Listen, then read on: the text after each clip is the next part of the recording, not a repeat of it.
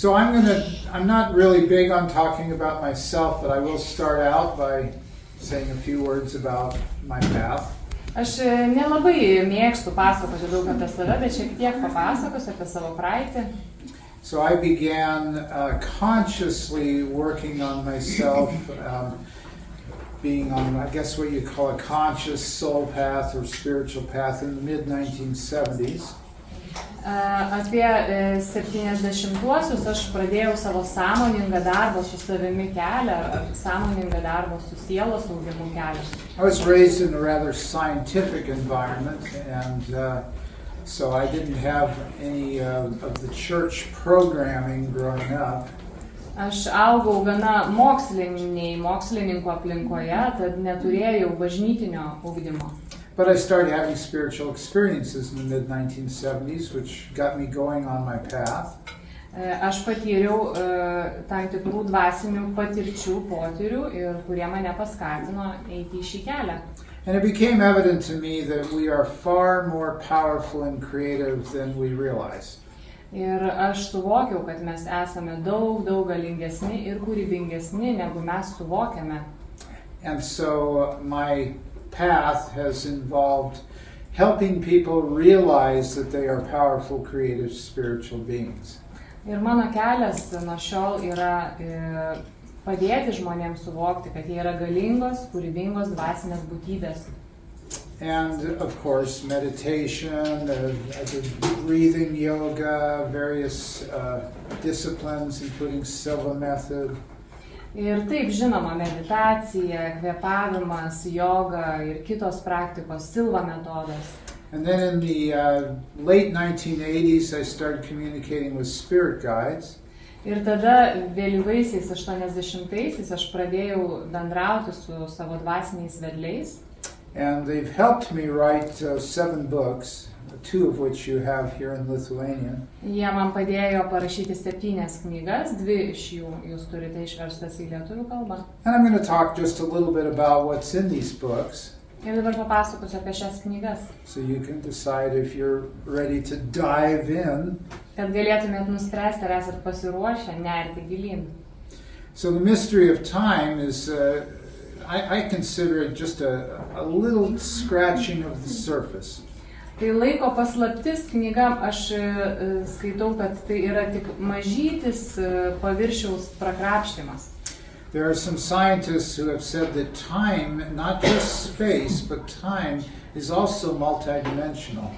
Yra mokslininkų, kurie sako, kad laikas, ne tik erdvė, bet ir laikas yra multidimensinis. And there's a diagram in the book that has an XYZ axis on it. Ir knygoje yra diagrama, kur yra X, Y ir Z ašys. Oh dear, we're getting complicated. There's mathematics. No, really there's no mathematics. O ne, jau prasideda komplikuota matematika. Ne, iš tiesų čia nėra matematikos. But there's an idea in physics, which, of course, having a scientific background, really makes a lot of sense. It's called the Flatlanders. Is the name of it, the Flatlanders. Plokščiažemiai. And they can see strange things in their flat world, like tire tracks. Ir jie mato keistus dalykus savo žemėje, lyg tai padangų žymes. But they don't know what made those tire tracks because everything's in a flat plane. Bet jie nežino, kas tas žymes paliko, nes jų suvokimas yra plokščias. So they have all these theories that there's some large creature that made those tracks. Ir tada jie galvoja, kad yra kažkoks didelis sutvėrimas, kuris paliko tas vėžes. That's kind of where we are scientifically with the study of time. We know there's something bigger than what has been discovered.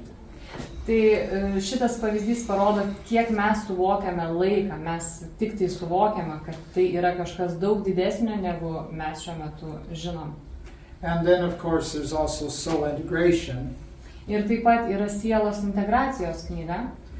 And the word soul is a loaded word for a lot of people. It's like... Siela gali būti toks stulbinantis žodis daugeliu žmonių.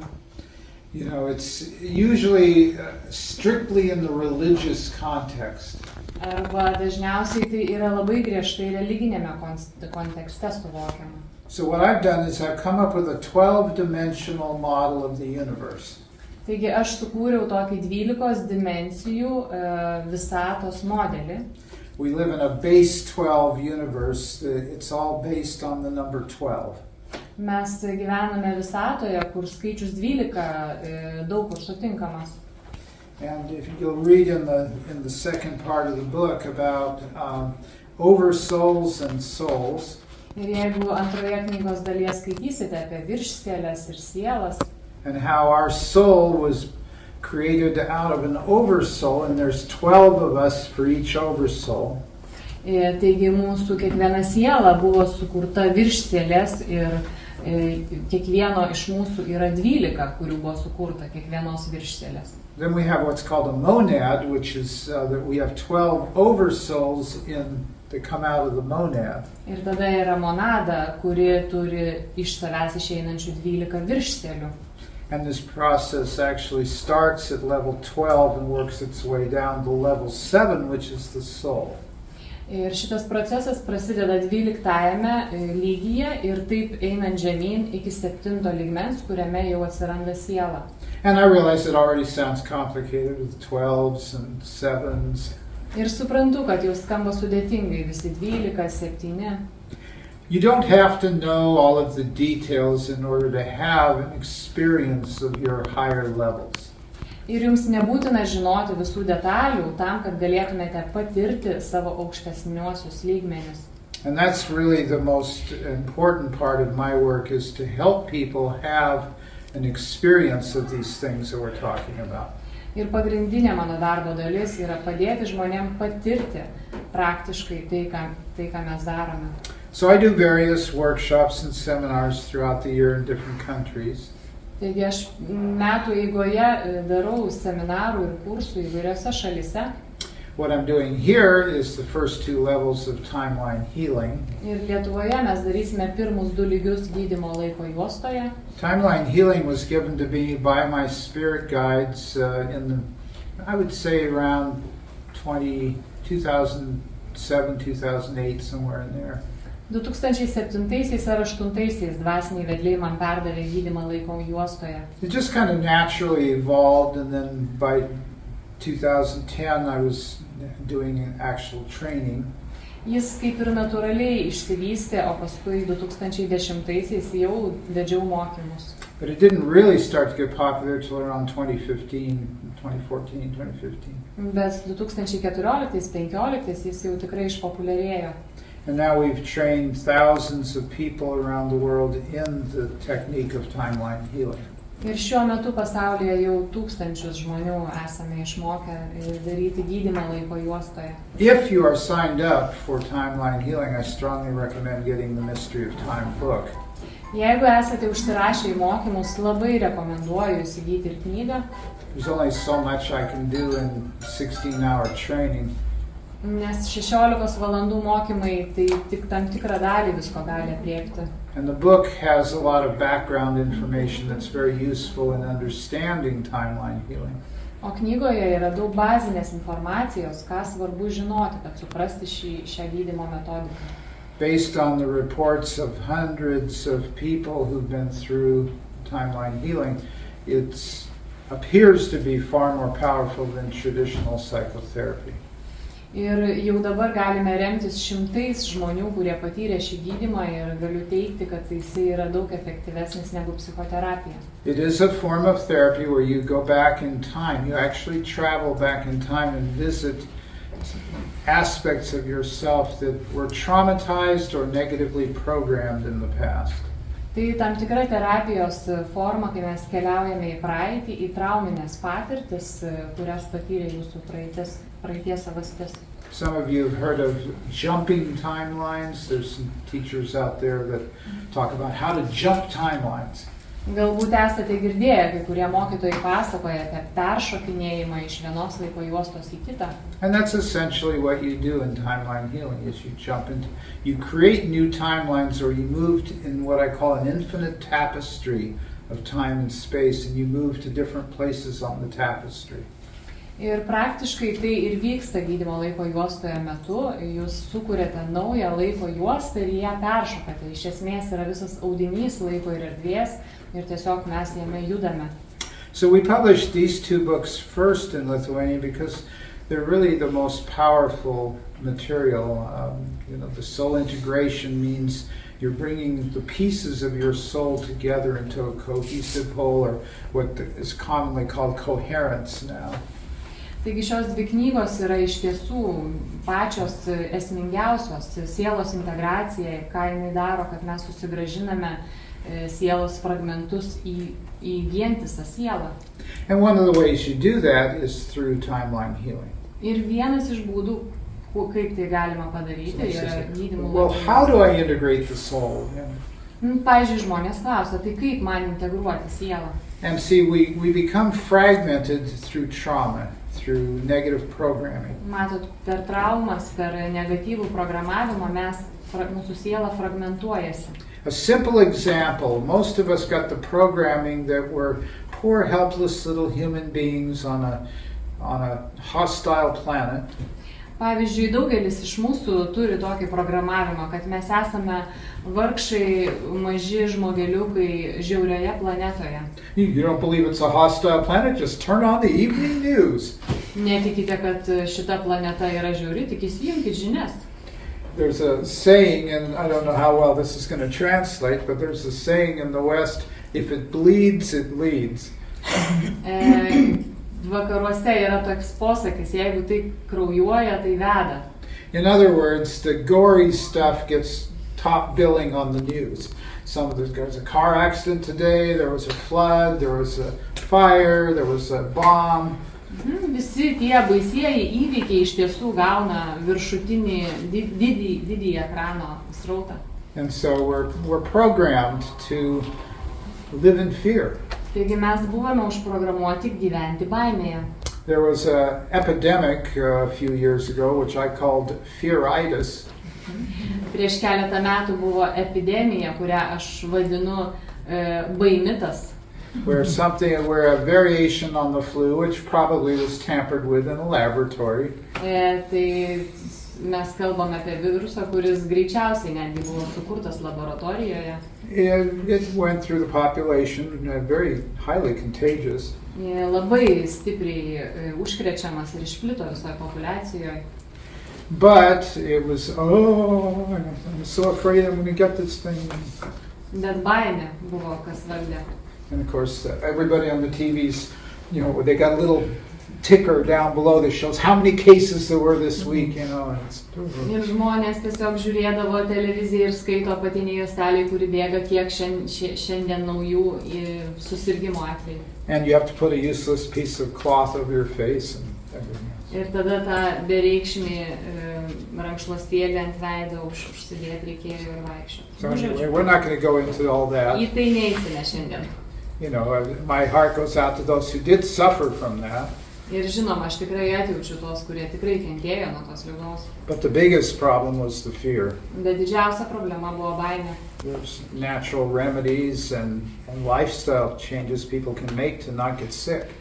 Yra ir natūralių gydymo būdų ir įvairių gyvenimo būdo pokyčių, kurios galima padaryti, kad nesusirgti. And explore the cause of illness through this soul integration material. Ir taip pat sielos integracijos būdu tiesiog atrasti priežastį giluminę susirgimo. Bottom line is we don't have to get sick. It's not a requirement. Ir esmė yra ta, kad mes neturime sirgti.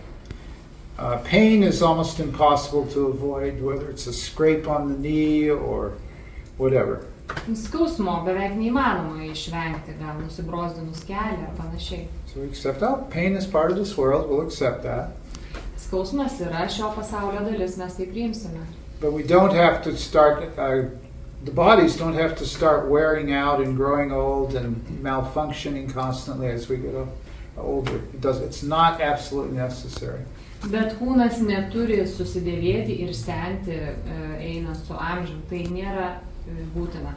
So one of the goals of my work is to get us in touch with our powerful, creative, spiritual self, which is capable of maintaining a healthy body for as long as we choose to have a body. Ir taigi viena iš mano darbo dalių yra padėti žmonėms susisiekti su savo aukštesnėje savastimi, dvasinė savastimi, kuri gali padėti mums išlaikyti savo kūnus sveikus, tol kol mums reikia jų. Because it seems at times like the body is out of our control, like we don't have any say-so in what happens to it, or, oh, I didn't create this illness.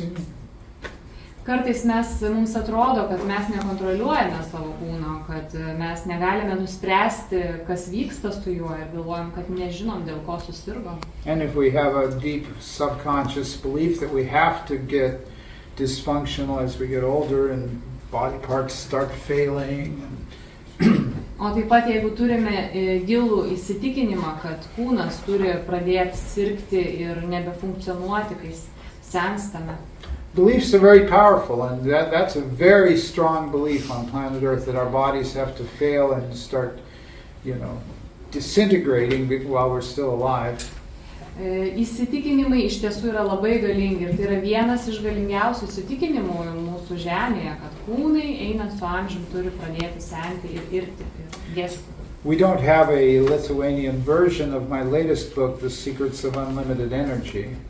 Lietuviškai neturime dar mano paskutinės knygos beribės energijos paslaptis. At some point we'll probably have that one available as well. Kažkuriuo metu matyt, kad turėsim. But the whole third section of that book is on how to maintain an eternally youthful body for as long as you choose to be on the planet.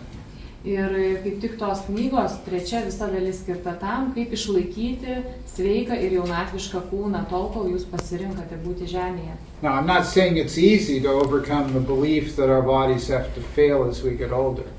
Ir aš nesakau, kad tai yra lengva atsikratyti šio įsitikinimo, kad kūnas turi senti.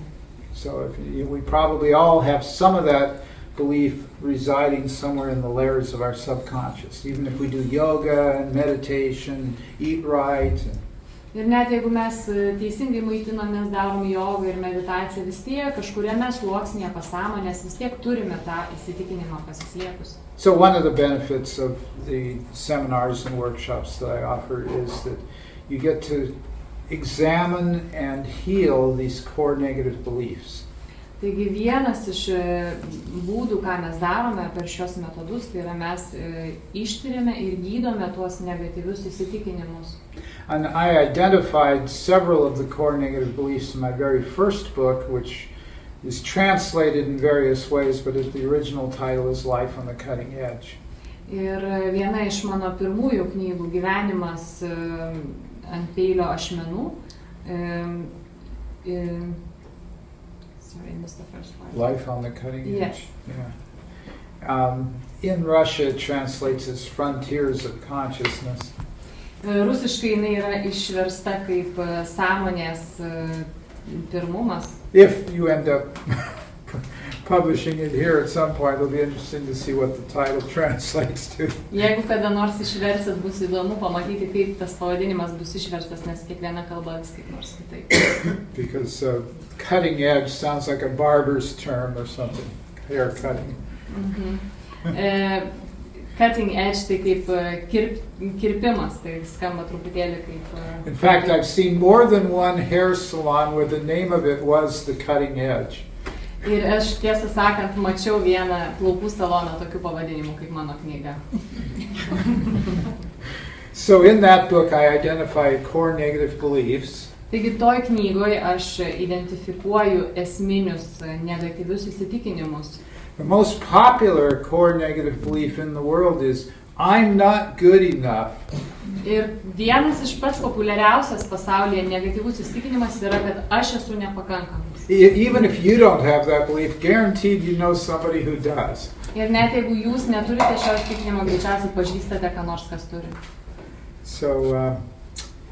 So yeah, we go into all of this in some of the various workshops. One of the workshops that's become more popular recently is called Transcending the Matrix. Ir vienas iš mano vedamų kursų dabar labai populiarėja ir jisai vadinasi Transcenduoti matricą. And sorry to say, I don't know when the next Transcending the Matrix workshop is. I don't have the schedule in front of me. Aš tiesą sakant atsiprašau, bet nežinau, kada bus sekantis šis seminaras šiuo metu. But on future visits to Lithuania, maybe we'll do one. Bet galbūt ateityje iš vienos kelionės į Lietuvą metu mes padarysime. So my website is being upgraded at the moment. It's a little bit outdated, but you can, talk to Vilma and my business manager Jan and Inga in the back, and find out when I'm coming back.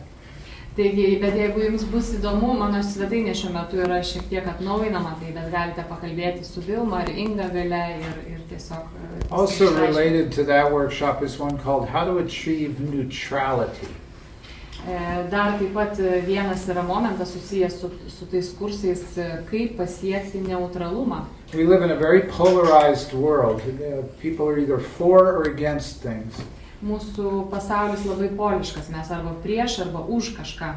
Most people in Lithuania see that big country to the east of here as being bad or evil. Daugelis žmonių Lietuvoje, pavyzdžiui, tą didelę šalį šalia savęs laiko kaip bloga arba. Or at least the president of that country, maybe they see as an evil person. Arba galbūt bent jau prezidentas tos šalies tikrai yra blogas žmogus. And many people in that part of the world see the West as being evil. O daugelis žmonių toje pasaulio dalyje mano, kad vakarai yra blogi. What do they call it? The North Atlantic Terrorist Organization? I think that's what NATO stands for, right? Šiaurės Atlanto teroristinė organizacija. Toks išvertimas NATO. Or it's Israel and Palestine. Arba Izraelis ir Palestina ištisai kovoja. Or go around the world and pick who's against who. Republicans and Democrats in the United States. Galima keliauti per pasaulį ir tiesiog rankioti, kas prieš ką. Respublikonai prieš demokratus. Or maybe the Labour and the Conservative Party in the UK. Arba darbo ir konservatorių partija Anglijoje. So everywhere you look, there's this polarizing, us versus them. Taigi visur yra poliškumas, mes prieš juos. Jews versus Arabs, Christians versus Muslims, goes on and on. Tai krikščioniai prieš musulmonus, prieš arabus ir taip toliau. So it's possible to not buy into this duality, to send love and compassion to both sides of a conflict.